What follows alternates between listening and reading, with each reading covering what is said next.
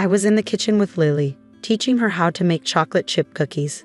She was 8 years old, flour dusted across her nose, laughing as she tried to crack eggs without getting shells in the bowl. This was our routine: Saturday baking, homework on Sundays, library trips on Tuesdays. "I'll get it," I said, wiping my hands on a towel. I opened the door to find my brother, Nathan, standing on the porch. He looked different, older, obviously, well-dressed in an expensive suit. A woman stood beside him, tall and elegant in designer clothes, her hand resting possessively on his arm. 8 years. 8 years since I'd seen him. "Megan," Nathan said, as if no time had passed at all, "we need to talk." My heart started pounding, but I kept my face neutral. "About what?" "About my daughter." The woman smiled, extending her hand. "I'm Victoria, Nathan's wife. We've heard so much about Lily." I didn't take her hand. "Lily's busy right now." "Aunt Meg, who is it?" Lily's voice came from the kitchen, curious and happy. Nathan moved forward. "That's her. God, she's gotten so big." I blocked the doorway. "You should have called first." "I tried. You didn't answer." That was true. I'd seen his number 3 times over the past week and ignored every call. "Look, can we come in? We've driven 4 hours to get here." Against my better judgment, I stepped aside. They entered, Victoria's eyes scanning the living room, taking in the toys in the corner, the drawings on the refrigerator, the photos covering every wall. 8 years of life. 8 years Nathan had missed. Lily appeared in the kitchen doorway, curious. She saw Nathan and stopped, her smile fading. She didn't recognize him. Why would she? She'd been 3 days old the last time she saw him. "Lily," Nathan said, his voice strange and emotional. "Sweetheart, it's me. It's your dad." Lily moved closer to me, her small hand finding mine. "I don't have a dad." "Of course you do, honey." Victoria's voice was sweet but condescending. "Every little girl has a daddy, and we're here to take you home." "I am home," Lily said quietly. I squeezed her hand. "Lily, why don't you go finish the cookies? I need to talk to these people." She hesitated, looking up at me with worried eyes. "Are they going to take me away?" "No one's taking you anywhere, I promise." She nodded slowly and went back to the kitchen, but I could see her watching us through the doorway. Nathan sat on the couch without being invited. Victoria joined him, crossing her legs elegantly. "We should explain," she said. "Yes, please do explain." I remained standing. "Explain why you're here after 8 years. Explain why you think you can walk into my home and call my daughter yours." "She is mine," Nathan said. "Biologically. Legally." "Legally?" I almost laughed. "You abandoned her at the hospital, Nathan. You signed her over to me when she was 3 days old." "I was 23 years old. I just lost my wife. I wasn't ready to be a single father." His voice cracked slightly.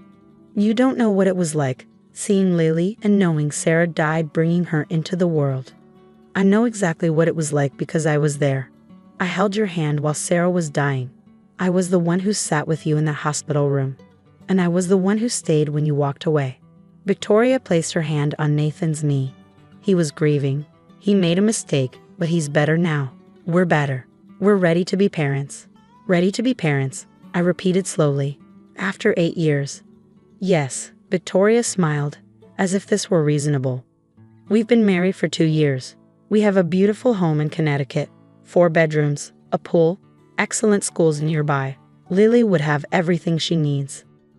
"She has everything she needs here." "With all due respect, Megan, you're a single woman working as a nurse. You live in a rental house. You drive a 12-year-old Honda." Victoria's tone suggested she thought she was being kind by pointing this out. "We can offer Lily so much more: opportunities, travel, the best education money can buy. She's happy here." "She'd be happy with us too," Nathan said. "She's my daughter. I have rights." "You gave up those rights 8 years ago." "No, I gave you temporary guardianship. That's not the same thing." My stomach dropped. "What are you talking about?" Nathan pulled papers from his jacket pocket. "I never terminated my parental rights. I just gave you permission to make decisions for Lily while I got my life together. Now my life is together. Victoria and I want to be a family. We want Lily back." Victoria leaned forward. "We've already spoken with a lawyer. Nathan has every legal right to reclaim custody of his biological daughter. We're trying to do this nicely to give you time to prepare her. But make no mistake, Lily will be coming to live with us. I looked at Nathan, my younger brother, the man I'd supported through Sarah's pregnancy, through her death, through his breakdown. The man who'd handed me a 3-day-old baby and said, "I can't do this," before walking out of the hospital. "Why now?" I asked quietly. "I told you, we're ready to be parents." "No. Why exactly now? What changed?" Nathan and Victoria exchanged a glance. There was something they weren't saying. "It's just time," Nathan said. "I've been thinking about Lily for years. Missing her. Wanting to be her father." "You've had 8 years to be her father. You could have visited, called, sent birthday cards. You did none of those things." I needed space to heal. Space to heal or space to forget. Victoria stood up, her pleasant demeanor cracking slightly. "Look, we're trying to be reasonable here. We could just show up with a court order. We're giving you the courtesy of a warning." How generous. "We'll be back next week," Nathan said, standing as well, "to pick her up. We'll give you time to help her pack, say goodbye. You're not taking her." "Megan, don't make this harder than it needs to be." They moved toward the door. Victoria paused. "Oh, and you should know, Nathan's mother, our mother, passed away 3 months ago." "I know. I was at the funeral." "You weren't." "Yes, well, we were in Europe. But the estate has been settled. Did you know Mom left her entire estate to her only grandchild? Lily inherits everything when she turns 18. The house, the investments, everything. About $7 million. And there it was. The real reason. Get out of my house. We'll see you next week," Victoria said pleasantly.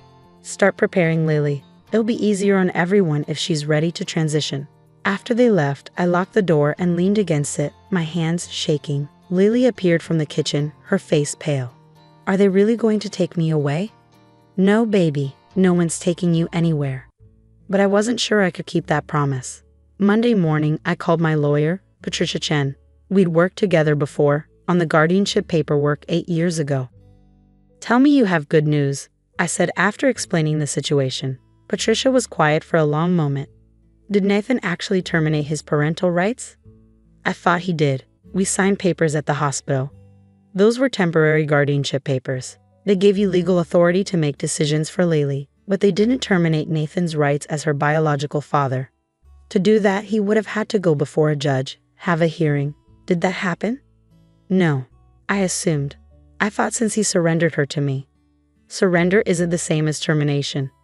"Megan, this is complicated. If Nathan wants to challenge the guardianship and if he can prove he's stable and capable now, a court might grant him custody. After 8 years, after abandoning her? The law favors biological parents. It's not fair, but it's reality. We have to prove that giving him custody isn't in Lily's best interest. It's not. She doesn't even know him." "I believe you, but we need to build a case. I need documentation. Everything. School records, medical records, therapy notes if she's in therapy. I need proof you've been her primary caregiver. And Megan, we need to act fast. If he files for custody, we need to be ready to fight. Do it. Whatever it takes." Patricia hesitated. "There's one more thing. You mentioned an inheritance?" "My mother's estate, $7 million. It goes to Lily when she's 18. "Who's the trustee?" "I am. They will name me as trustee since I have guardianship. That might be what this is really about. If Nathan gets custody, he could petition the court to become trustee instead. He wouldn't get direct access to the money, but he'd control how it's managed, what expenses are covered. That's powerful motivation. So what do? We file for adoption, full legal adoption. If a judge grants it, Nathan's biological connection becomes irrelevant. You become Lily's legal mother in every sense. His parental rights would be permanently terminated." "How long does that take?" "Usually 6 to 12 months, but given the circumstances, we can request an emergency hearing.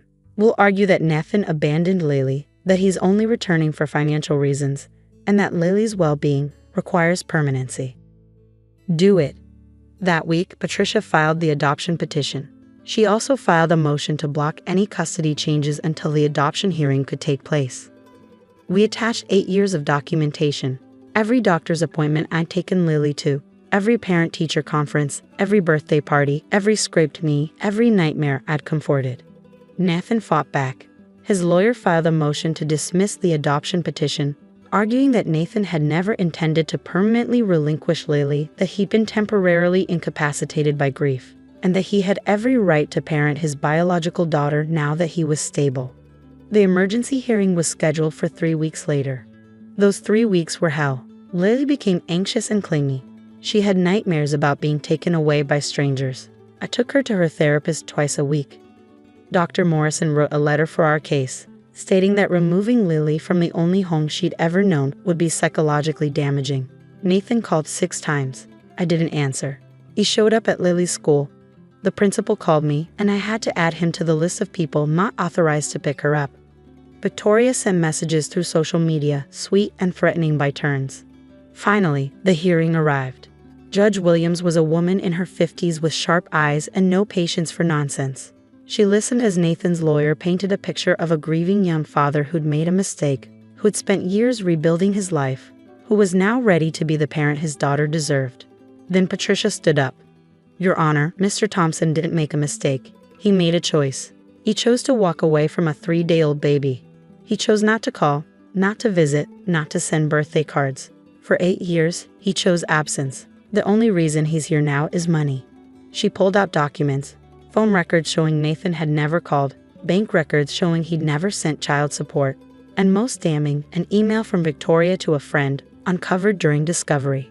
Patricia read it aloud. "We found out about Nathan's daughter's inheritance last month. $7 million. If we can get custody, Nathan becomes trustee. We could finally pay off his business debts and buy the house in Aspen we've been wanting." Nathan's face went white. Victoria looked furious. "Mr. Thompson," Judge Williams said coldly, "did you know about this inheritance when you decided you wanted custody?" Nathan's lawyer jumped in. "Your Honor, the motivation doesn't matter. Mr. Thompson has biological rights. The motivation absolutely matters when we're determining the best interest of the child." She turned to me. "Ms. Thompson, I've reviewed your documentation, 8 years of medical records, school enrollment, therapy notes. You've been this child's mother in every way that matters."